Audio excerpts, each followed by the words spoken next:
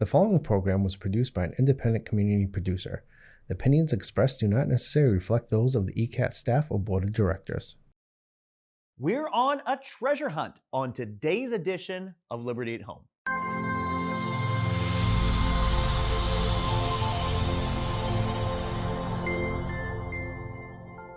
Hello there, friends, and thank you for joining us on another episode of Liberty at Home. I'm Adam Riveiro from the Liberty Baptist Church, where I've been the pastor for the past 10 years.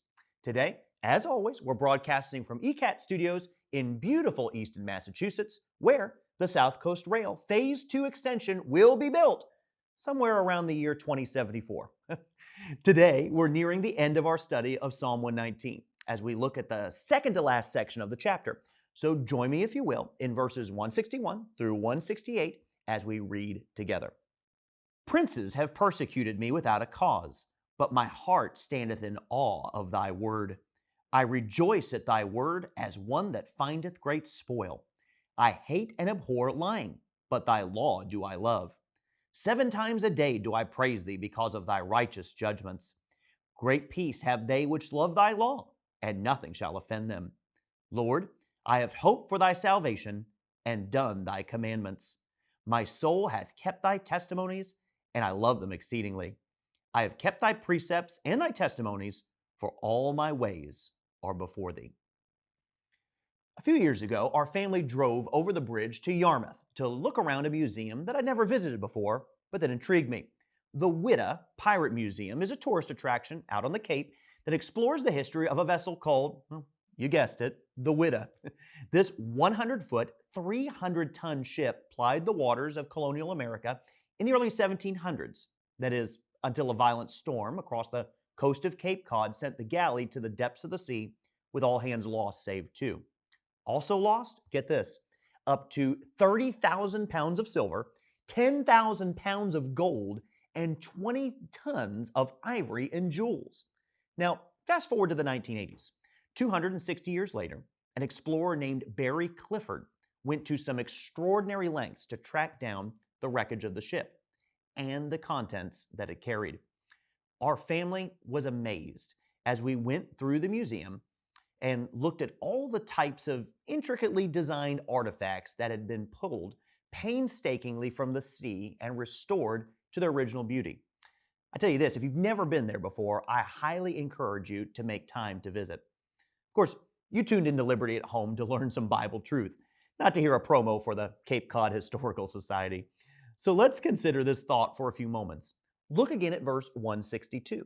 It says this, I rejoice at thy word as one that findeth great spoil. When I visited the Whydah Pirate Museum, it amazed me the depths, pun intended, that explorers went to in an effort to bring up the contents of this long-buried and long-forgotten pirate ship. Yet the psalmist says that when he dug into the Word of God and found some of its treasures, it caused him to greatly rejoice. You see, just as an explorer like Barry Clifford or Mel Fisher will give their lives just out of the mere hope that they'll someday find the long-lost spoils of the sea, we can find even greater cause to rejoice when we search the Scriptures to find its treasures hidden in plain sight. It's God's desire that you seek Him through His Word with all of your being, that you'd seek Him like a man dying of thirst looks for water, like a small child looks for a parent when they're needing comfort, like someone who's bobbing in the depths of the ocean, hoping to rise back up and get one more big gulp of air. You see, seeking the Lord is that serious. Yet for many, oddly enough, it's the most casual of all their relationships. They put all their effort and energy into many things, both good and bad.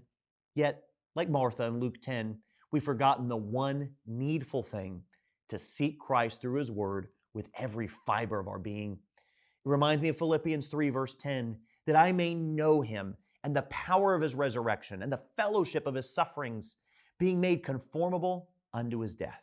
Yet, how can we know Him apart from this Word of God? So let's read it with our eyes, register it in our heart, and rejoice with our lips. Today, I leave you with the words of Psalm 19, verses 9 and 10. The judgments of the Lord are true and righteous altogether. More to be desired are they than gold, yea, than much fine gold. Do you believe that? Then rejoice at His word. Well, Thanks for tuning into today's episode of Liberty at Home. I truly hope you'll visit us sometime soon at Liberty Baptist Church.